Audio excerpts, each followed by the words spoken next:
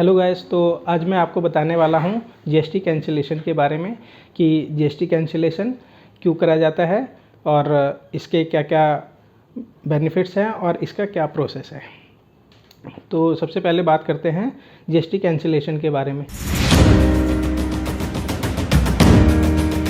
कि GST cancellation कोई भी टैक्स पेयर तब करता है जब वो लायबल नहीं होता है कोई भी टैक्स पे करने के लिए या उसकी टर्नओवर लिमिट से नीचे हो जाती है, जो कि गुड्स के केस में 40 लाख है एंड सर्विस के केस में 20 लाख है। जीएसटी कैंसिलेशन होने के बाद वो कोई भी आईटीसी कलेक्ट नहीं कर सकता और लायबल नहीं होता है कोई भी जीएसटी रिटर्न फाइल करने के लिए। ये हो गया जीएसटी कैंसिलेशन के बारे में। अब बात करते हैं रीज़न क्यों टैक्स पेयर अपना जीएसटी कैंसिलेशन कराता है।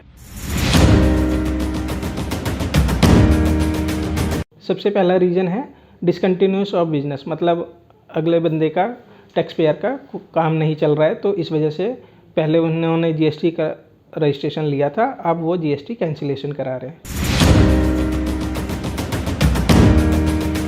Second, in case of death of proprietor, partner या डायरेक्टर, मतलब कि अगर किसी भी रीजन से पार्टनर या प्रोप्राइटर की डेथ हो जाती है तो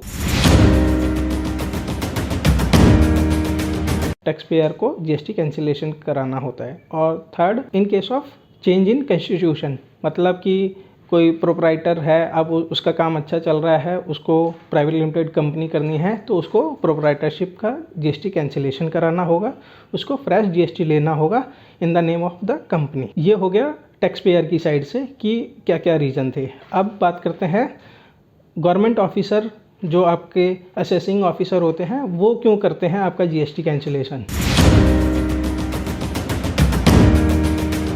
तो पहला रीज़न सबसे पहले यहाँ पे आता है कि टैक्स पेयर ने फेक आईटीसी कलेक्ट करा हो, मतलब कि आपके पास बिल तो हैं पर सामने वाला जिससे आपने बिल लिए हैं वो टैक्स टाइमली जमा नहीं करा रहा है और वो एक्सेस आप 3B में क्लेम करते जा रहे हैं आईटीसी। तो इस वजह से गवर्नमेंट ऑफिसर पहले आपसे क्वेरी देता है, नोटिस भेजता है कि ये आप एक्स्ट्रा आईटीसी क्लेम कर रहे हैं, और उसके बाद अगर उसको वैलिड रीज़न नहीं मिलता है टैक्स पेयर की साइड से तो वो उसको कैंसिल करा देता है। सेकंड रीज़न ये है कि tax payer return timely file नहीं कर रहा है, मतलब बहुत डिले कर रहा है, तो ऑफिसर उसको पहले डिफ़ॉल्टर नोटिस भेजता है कि आप टाइमली रिटर्न फाइल करिए। अगर उसके बाद भी tax payer timely return file नहीं करता है तो गवर्नमेंट ऑफिसर उसका जीएसटी कैंसिलेशन कर सकते हैं। थर्ड रीज़न ये है कि उन्होंने अपना टैक्स टाइमली पे नहीं करा है, मतलब केवल जीएसटीआर 1 रिटर्न फाइल कर रहे हैं और 3B रिटर्न फाइल ही नहीं कर रहे हैं, तो इस वजह से गवर्नमेंट ऑफिसर आपका जीएसटी कैंसिलेशन कर सकता है। और फोर्थ रीज़न यह है कि आपका 3B और जीएसटीआर 1 दोनों के कंपैरिजन देखा जाता है। अगर उनमें बहुत ही ज़्यादा फ्लक्चुएशन दिखाई देता है कि आपने जीएसटीआर 1 में बहुत ज़्यादा सेल दिखलाई हुई है और 3B में आप बिल्कुल भी सेल नहीं दिखला रहे हैं, तो इस वजह से गवर्नमेंट ऑफिसर आपका जीएसटी कैंसिलेशन कर सकता है। अब जीएसटी रजिस्ट्रेशन कैंसिलेशन के लिए टैक्स पेयर को कौन सा फॉर्म फाइल करना होता है।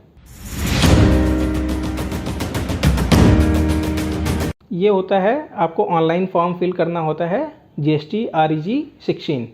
इसके द्वारा आप अपना जीएसटी कैंसिलेशन करा सकते हैं, मतलब आप रिक्वेस्ट देते हैं, उसके बाद गवर्नमेंट ऑफिसर उसको वेरीफाई करता है, अगर उसको सारी चीज़ें ठीक लगती है तो वो आपका अप्रूवल देते हैं जीएसटी कैंसिलेशन का। अब बात करते हैं टैक्स ऑफिसर जब भी आपका जीएसटी कैंसिलेशन करता है तो उससे पहले का क्या प्रोसेस है। वो सबसे पहले आपको एक नोटिस इशू करेगा, फॉर्म REG 17 होता है, उसके द्वारा आपसे पूछेगा, उसको जो वैलिड रीज़न लगता है कि आपका 3B और 1 में बहुत ज़्यादा फ्लक्चुएशन हो रही है या फेक आईटीसी क्लेम कर रहे हैं या आप किसी भी रीज़न से उनकी नज़र में डिफ़ॉल्टर साबित होते हैं, तो वो आपको सबसे पहले नोटिस भेजते हैं। उसके बाद आपको रिप्लाई करना होता है। अब जब भी आपके पास नोटिस आया है गवर्नमेंट ऑफिसर का तो आपको विदिन 7 डेज़ उसका रिप्लाई फाइल करना होता है फॉर्म REG 18 के द्वारा, और उसमें आपको ये रीज़न देना होता है कि आपका जीएसटी रजिस्ट्रेशन क्यों कैंसिल ना करा जाए। तो अगर गवर्नमेंट ऑफिसर को आपका रीज़न वैलिड लगता है तो वो नोटिस को नल एंड वॉइड कर देता है, और अगर वो सेटिस्फैक्ट्री रीज़न नहीं लगता है तो वो फर्दर प्रोसेस करता है आपका जीएसटी कैंसिलेशन की ओर। अब टैक्स ऑफिसर ने आपका एप्लीकेशन जो भी आपने रीज़न दिया था वो सेटिस्फैक्ट्री नहीं है, तो वो आपको एक ऑर्डर इशू करता है जीएसटी कैंसिलेशन का, जिसको हम फॉर्म REG 19 कहते हैं। उसके द्वारा वो आपका GSTN कैंसिल का ऑर्डर पास करते हैं। अब बात करते हैं रिवोकेशन की। अगर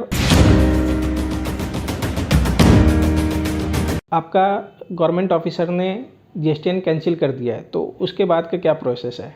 आपको विदिन जिस दिन भी गवर्नमेंट ऑफिसर ने आपका कैंसिलेशन ऑर्डर पास करा है उसके 30 दिनों के अंदर अंदर आपको रिवोकेशन की एप्लीकेशन देनी होती है। अब रिवोकेशन एप्लीकेशन कैसे प्रोसेस होता है उसके बारे में मैं आपको बताता हूँ। सबसे पहले जब भी गवर्नमेंट ऑफिसर ने आपको कैंसिलेशन ऑर्डर पास कर दिया है उसके 30 दिनों के अंदर अंदर आपको रिवोकेशन की एप्लीकेशन देनी होती है, जो कि फॉर्म REG 21 के द्वारा टैक्स पेयर द्वारा दिया जाता है अपने असेसिंग ऑफिसर को। अगर आपके द्वारा दिया हुआ रीज़न सेटिस्फैक्ट्री रहता है तो गवर्नमेंट ऑफिसर आपका रिवोकेशन की एप्लीकेशन को एक्सेप्ट करता है और उसको प्रोसीडिंग को ड्रॉप करते हुए वो REG 22 फॉर्म इशू करता है जिस दिन भी आपने एप्लीकेशन फाइल करी है उसके विदिन 30 दिनों के अंदर अंदर। और अगर आपके द्वारा दिया हुआ रीज़न, टैक्स पेयर के द्वारा दिया हुआ रीज़न सेटिस्फैक्ट्री नहीं लगता है तो ऑफिसर रिवोकेशन की एप्लीकेशन को रिजेक्ट कर सकता है और ऑर्डर पास करता है फॉर्म 05 के थ्रू, REG 05। इससे पहले कि वो आपका रिवोकेशन एप्लीकेशन रिजेक्ट करे उससे पहले वो आपको एक चांस और देता है कि आपका GSTN क्यों कैंसिल ना करा जाए फॉर्म REG 23 के द्वारा। इसका रिप्लाई टैक्स पेयर को विदिन 7 डेज देना होता है जिस दिन भी टैक्स ऑफिसर ने आपको 23 इशू करा है REG 24 के through within 7 days of notice. अब टैक्स पेयर ने फॉर्म REG 24 के द्वारा अपने नोटिस का रिप्लाई दोबारा दे दिया है, फिर भी अगर वो सेटिस्फैक्ट्री नहीं लगता है तो गवर्नमेंट ऑफिसर विदिन 30 डेज़ के अंदर अपना फाइनल डिसीजन लेता है कि आपका GSTN कंटिन्यू रहेगा या वो उसको कैंसिल करेगा। टैक्स पेयर द्वारा REG 24 के द्वारा रिप्लाई दिया हुआ सेटिस्फैक्ट्री लगता है अगर टैक्स ऑफिसर को, विदिन 30 डेज़ वो आपका नोटिस REG 24 के द्वारा रिप्लाई दिया हुआ टैक्स पेयर के द्वारा, जब भी टैक्स पेयर अपना रिप्लाई फाइल कर देता है फॉर्म 24 के थ्रू, तो उसके बाद टैक्स ऑफिसर आपका फाइनल डिसीजन विदिन 30 डेज़ के अंदर अंदर लेता है कि आपका GSTN कंटिन्यू रहेगा या कैंसिल करा जाएगा। तो होपफुली मेरे द्वारा दी गई जानकारी आपको पसंद आई हो और हमारे चैनल को लाइक करें, सब्सक्राइब करें और बेल आइकन को हिट करें ताकि हमारी वीडियो सबसे पहले आप तक पहुंचे। Thank you.